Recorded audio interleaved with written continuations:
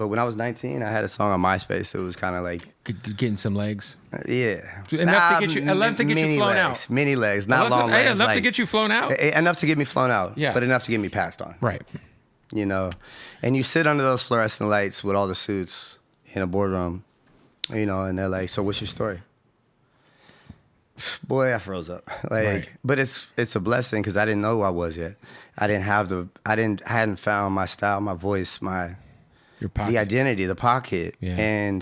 But that chip on my shoulder of them passing on me was like, damn. And that flight back to New Orleans, I'm telling all I'm about to get signed. Right.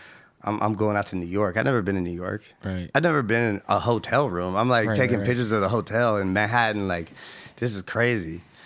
And that kind of rejection will make you dig deep.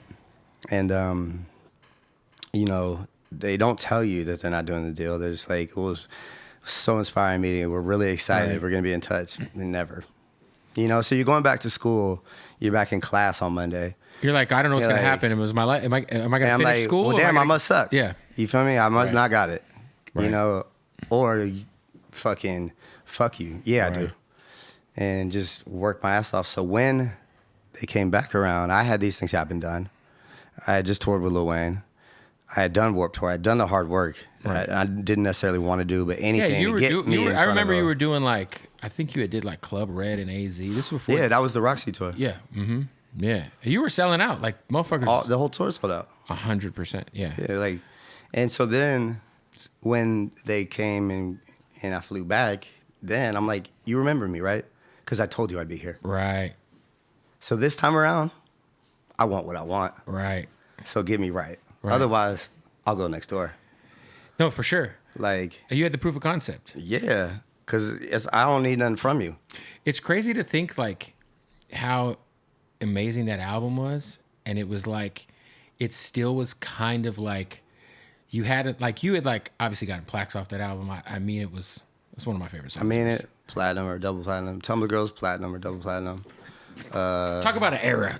I mean, been on gold. I mean, bro, like. But it's crazy to think like that album. I remember I was doing radio in Tampa at the time, and I was like screaming at the program director about trying to get I Mean It into rotation. I was playing it on my underground hip hop show. They're hating on me, and they still didn't believe. They're hating on me. RCA didn't. I mean, and RCA didn't. We didn't have no favors. RCA didn't do you no favors on the first album, by the way. No, none. Like I paid out of my pocket like to all those videos we had shot before the deal. But it's such a great fucking album, and like you said, like fucking. But you know what it is?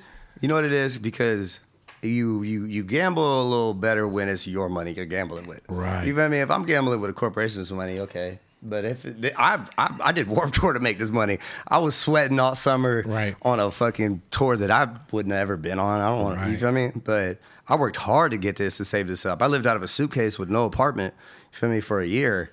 And then fast forward when it's dark out. So when I'm spending 25 bands to shoot the Far Alone video, or 25 bands to shoot the Almost Famous video, platinum by the way, Far Alone platinum. You feel me? Like, and then when we did the little radio campaign, we spent like 25, 50 bands for Far Alone. That's my pocket. Yeah. So it's like when it's your money at stake, you're like, I'm gonna spend this wisely, right? You know, because I got skin in the game, and so that's why when we came to RCA, it's like. No, we did this.